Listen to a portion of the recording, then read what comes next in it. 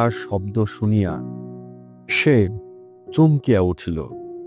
সত্যি তো কালাপাহাড় ফিরিয়া আসিয়াছে।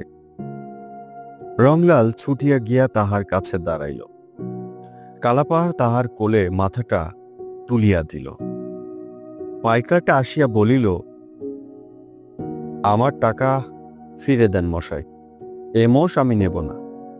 বাপরে বাপরে বাপ, আমায় জানে মেরে ফেলতো মশাই। জানা গেল খানিকটা পথ কালাপাহাড় বেশ গিয়াছিল, কিন্তু তাহার পরেই সে এমন খুঁট লইয়া দাঁড়াইল যে কাহার সাধ্য উহাকে এক পা নড়ায়। পাইকারটা বলিল, লাঠি যদি তুলিলাম মশাই, ওরে বাপরে, সে কি ওর চাহনি রে। তারপর এমন তারা আমাকে দিলে আমি আধ কোষ ছুটে পালাই।